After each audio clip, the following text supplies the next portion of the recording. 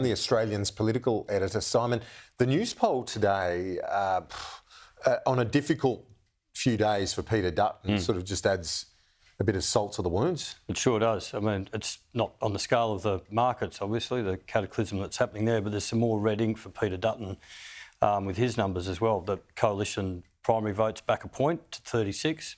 That takes them back probably to their lowest point in about a year, but also back to their election result, 2022. So not good news there.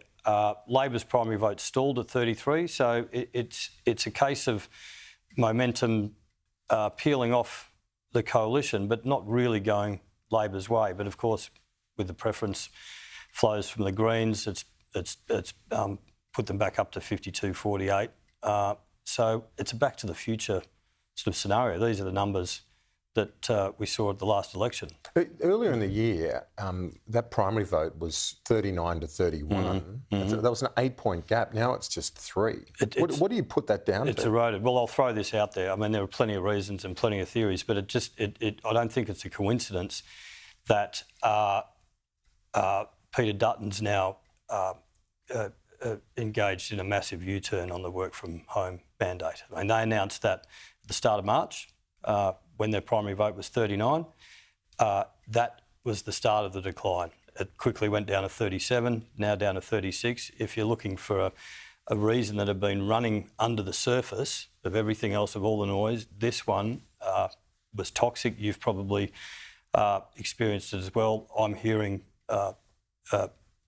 reports back from candidates in the field that this one really hurt. No, it definitely did. And from a number of Liberal campaigns, not just in one part of Australia, and certainly not just in Canberra. No, all over the place. Everywhere. Outer suburbs, regions, and particularly the target areas that the coalition need. I guess it goes to those things, you know, the issue of those that might want flexibility, but also the broader issue of seeing maybe some links between the chaos of Washington and Doge and all that sort of stuff, and link it to the coalition as well. So it's an issue in a couple of respects. Oh, look, I think you're right. I mean, that's the sort of high-level politics of it, the political imagery of Trump, of course, and Labor have been successful at trying to attach the two.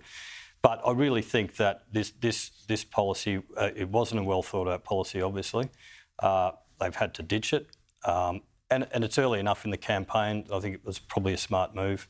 Yeah. But, yeah, again, if you're looking for an explanation for why the coalition primary vote started to collapse the way it did, seems to make sense. The timing I don't think is a coincidence, to be honest. This sort of jolt in a campaign, though, I've got to say, I don't remember one like this since the Real Julia effort to try and that wasn't a policy, that was her persona. That was an image. Yeah. But that was a sort of jolt of this magnitude, wasn't it? Yeah, I think that was about halfway through the campaign. Yeah.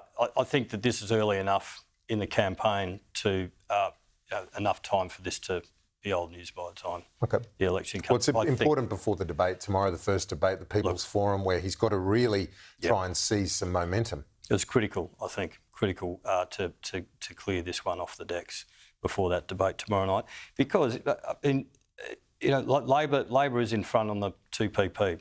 No doubt, nationally, if you look at it, they're back to the election result they had last time.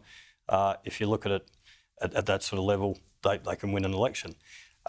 The problem is this time that they've got Victoria. So the dynamic is completely different. 52-48, I wouldn't be confident if I were them of retaining majority with that number. No, that's right. And thank you, Simon. Appreciate it. I look forward to seeing you next Monday.